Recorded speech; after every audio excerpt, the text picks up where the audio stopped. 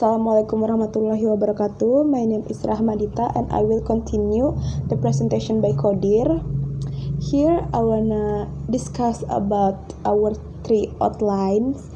The first is about history development in language assessment. The second is about current issue in language assessment. And the third is norm reference and criterion reference. Okay, we will discuss about history development in language assessment. Historically, language testing trends are practiced give follow the changing wind and shifting sands. There are two approach language testing that still refer. The first is discrete point and the second is integrative testing. Jadi ada dua approach yang masih digunakan sampai sekarang untuk mengadakan testing tersebut. Yang pertama adalah discrete point dan yang kedua adalah integrative testing. Okay, I will explain about discrete point. Discrete point tests were construct other assumption that language can be broken down into its component parts and those parts adequately test. Those components are basically the skill of listening, speaking, reading, writing, and various hierarchy units of language, phonology, graphology, morphology, lexicon, syntax, discourse, within each skill and subcategories within those units. Tes titik diskrit dibangun bahwa bahasa dapat dipecah menjadi bagian-bagian komponen dan mereka. Komponen-komponen tersebut pada dasarnya adalah keterampilan menyimak, berbicara, membaca, menulis, unit-unit bahasa hierarki yang bervariasi seperti fonologi, grafologi, morfologi, leksikon, sintaksis, wacana di setiap keterampilan dan subkategori unit-unit itu. Jadi yang dimaksud dengan discrete point test itu adalah mentes tentang 4 skill yang kita pelajari dan teman-temannya yang seperti fonologi, grafologi, morfologi, leksikon, syntax, and discourse seperti itu. And then about integrative testing. What is integrative testing? There are two types of tests have been held up as example of integrative tests. First is cloze test and the second is dissection. A cloze test is a reading passage that has been mutilated by deletion of rock every 6 or 7 words. The test taker is required to supply words that fit into those blanks. John Euler claimed that cloze test result a good measure of overall proficiency. Jadi ada dua cara, maksudnya tuh ada dua contoh bagaimana kita bisa mengadakan integrative testing. Dan cara pertama adalah the cloze test, atau caranya ini kayak gini nah. Test taker akan diberi sebuah passengers. Jadi passengersnya itu nanti bakal di-delete beberapa kata, lalu nanti test taker harus mengisi kata-kata yang blank tersebut. Kalau singkatnya sih adalah tentang exercise about fill the blank. Kita sering banget menemuinya di kelas. And the second is the dissection is familiar to virtual classroom language learners. Our argument for claiming dissection as an integrative test is that it taps into grammatical and discourse competence required for other modes of performance in a language. Dan yang kedua adalah dictation. Sangat umum bagi semua pembelajar bahasa kelas. Argumen untuk mengklaim dikte sebagai tes integratif adalah bahwa ia memanfaatkan komponen gramatikal dan wacana yang diperlukan dalam mode kinerja lain dalam satu bahasa. Nah, jadi kalau dictation ini nih kayak tes yang mengetes kita tentang gramatikal dan discourse gitu nah. And now we will discuss about the current issue in language assessment, atau masalah-masalah yang sering kita hadapi ketika ingin language assessment. The first is large-scale language proficiency testing. The first issue that springs into the mind of most of us when language testing is maintained in our global obsession over standardized tests. mass production by corporation and government agency, held as empirically validated, and thought to provide a accurate measure of ability. Pengujian kemahiran bahasa skala besar. Masalah pertama yang muncul ketika kita ingin melakukan pengujian bahasa adalah obsesi global kita terhadap tes standar. Diproduksi secara massal oleh korporasi dan lembaga pemerintah, disebut secara empiris, divalidasi, dan dianggap memberikan ukuran kemampuan yang akurat. Jadi, yang dimaksud dengan large scale language proficiency testing ini adalah lembaga pemerintah atau orang-orang di atas kita itu mengeluarkan sebuah tes-tes yang harus divalidasi dan dianggap memberikan ukuran kemampuan yang akurat. Tapi standar-standar global itu kan selalu naik tiap tahunnya. Ini adalah alasan mengapa waktu kita SMA soal-soal yang kita temui ini kayak ini standarnya. Tapi sekarang waktu kita sudah kuliah dan angkatan-angkatan SMA yang sekarang ini nih di bawah kita merasakan soal yang lebih susah gitu dibandingkan dengan angkatan kita dulu. Karena standar-standar tiap tahun kan selalu naik. Itu yang jadi masalah pertama. Second is authenticity. One of keystone of communicative competence theories in the interactive nature of language. User of a language creatively interact with other people as well as with text. Simply put, this means that texts have to influence people in actually performing that behavior that we want to measure. Paper and pencil or computer-delivered multiple-choice tests certainly do not influence test taker in speaking, requesting, responding, interacting, or in combining listening and speaking, or reading and writing. Masalah kedua adalah keaslian. Salah satu kunci dari teori kompetisi komunikatif adalah sifat bahasa yang interaktif. Pengguna bahasa berinteraksi secara kreatif dengan orang lain serta dengan teks.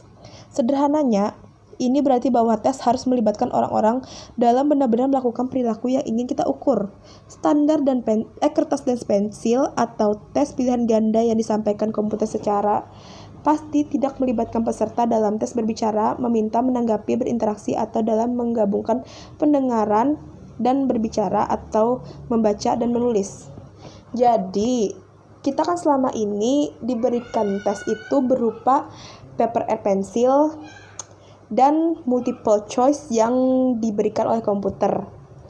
Tapi, tes-tes seperti itu tidak menginfluence kita di bidang speaking, requesting, responding, interacting, ataupun tes-tes seperti itu juga tidak mengkombinasikan listening and speaking dan reading and writing.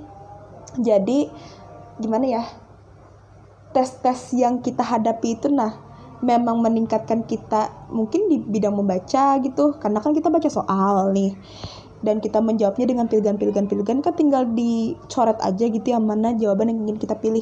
Tapi kegiatan seperti itu tidak meningkatkan kita di bidang speaking terutama, karena kan kita nggak mungkin berbicara ketika kita sedang melakukan multiple choice in computer seperti kita UNBK dulu. The third, I'm going to explain about performance-based assessment. Closely related to the issue of authenticity is what has come to be called performance-based assessment. An authentic test in any assessment implies that the test taker must engage in actual performance of the specific linguistic objective. In educational setting around the world, test designer and classroom, paper and pencil, single answer tests of possibly hundreds of discrete items. Performance-based testing of typical school subjects include open-ended problem-solving tasks, hand-on project, student portfolios, experiments, text in various genre of text, and group project. Jadi di sini penilaian berbasis kinerja terkait erat dengan masalah keaslian itu apa yang kemudian disebut penilaian berbasis kinerja. Tugas keaslian dalam penilaian apapun menyiratkan bahwa peserta harus terlibat dalam kinerja aktual dari tujuan linguistik tertentu. Dalam lingkungan pendidikan di seluruh dunia, perancangan uji dan kertas dan pensil atau jawaban tes mungkin ratusan item diskrit. Pengujian berbasis kinerja mata pelajaran sekolah khas melibatkan tugas pemecahan masalah terbuka, proyek langsung, portofolio siswa, percobaan, tugas dalam genre penulisan, dan proyek kelompok.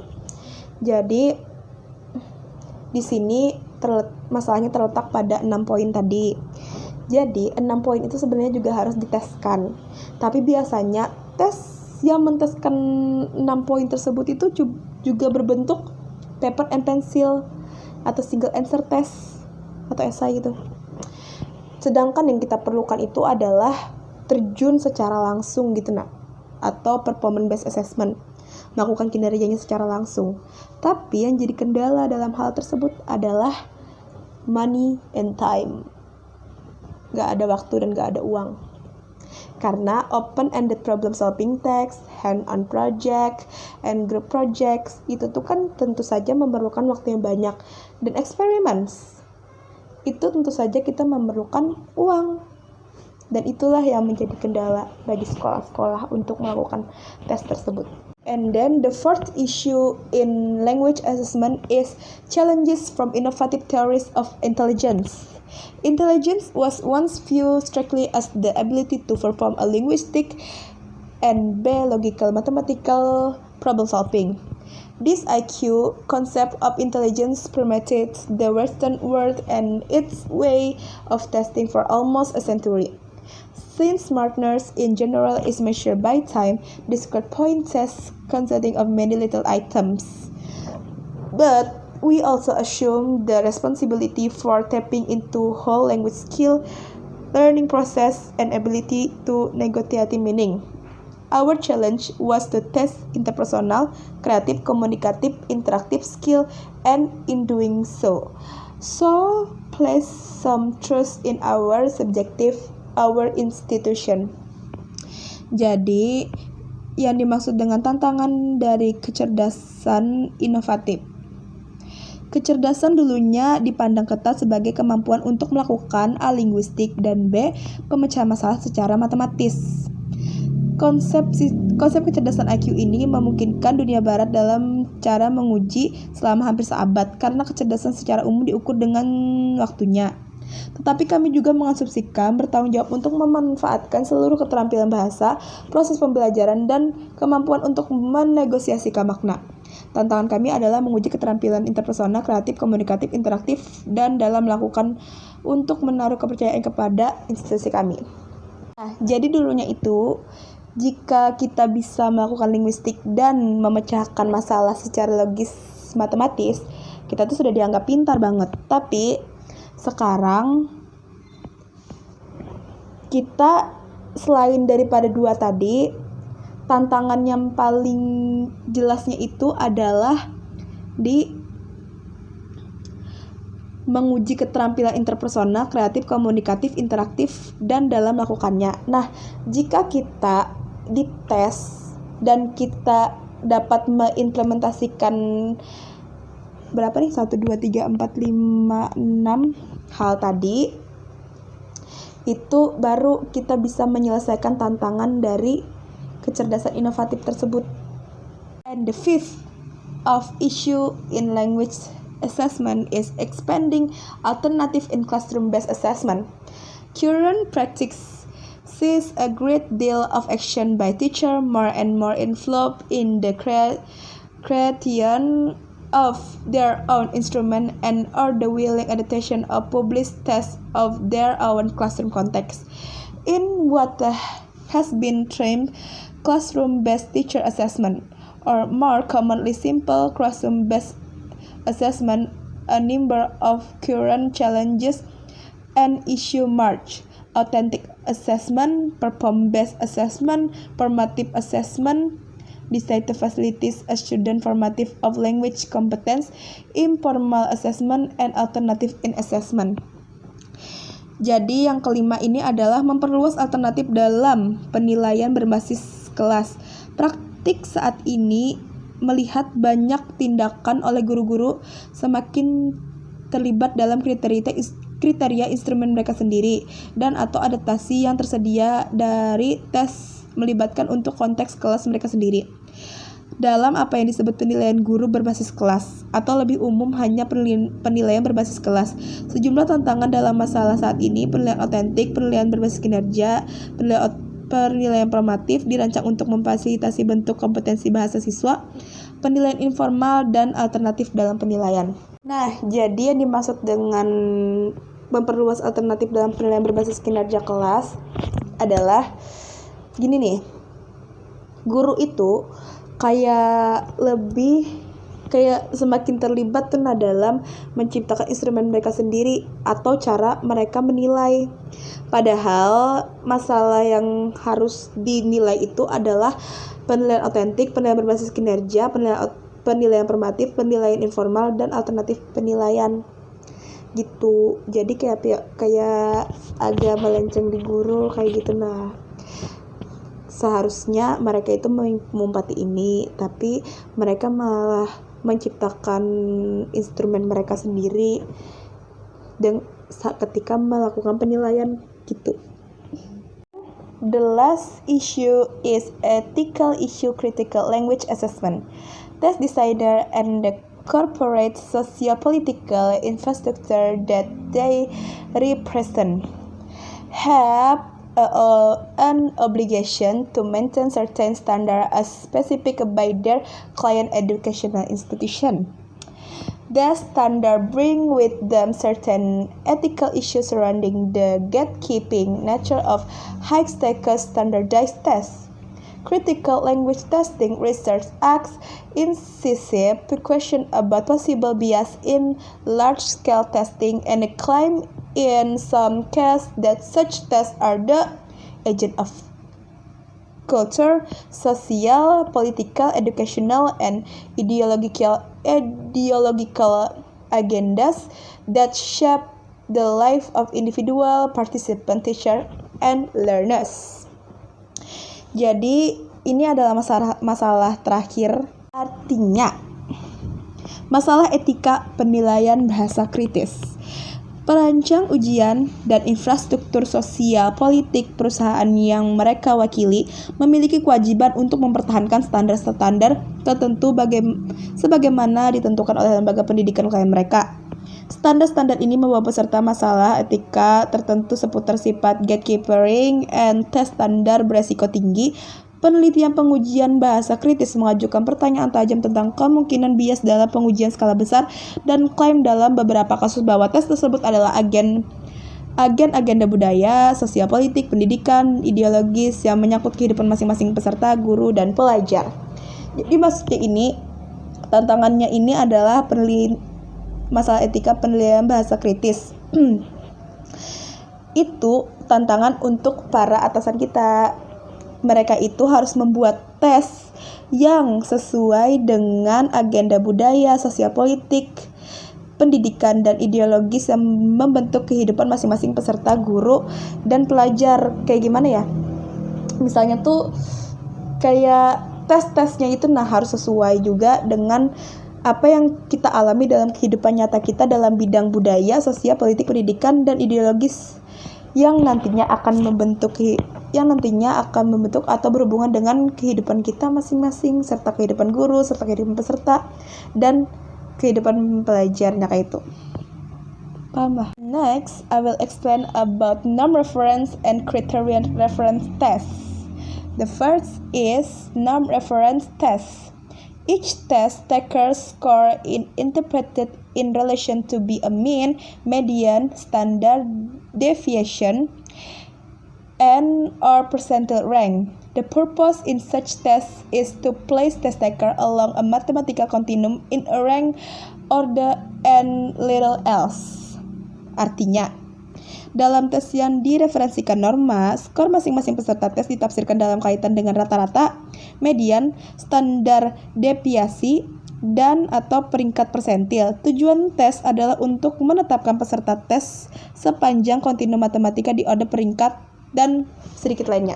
Jadi, norm reference test itu adalah tes yang memberikan hasil nanti kita itu berada di rank mana atau peringkat mana. Jadilah norm reference test ini lebih berhubungan kepada nilai kita, nilai yang berbentuk angka. Next is criterion reference. Criterion reference test, on the other hand, are designed to give test taker feedback on specific course or lesson objective or the criteria of the course. Classroom achievement tests involving just the student in one class and connection to a curriculum are typical of criterion reference testing. Referensi kriteria.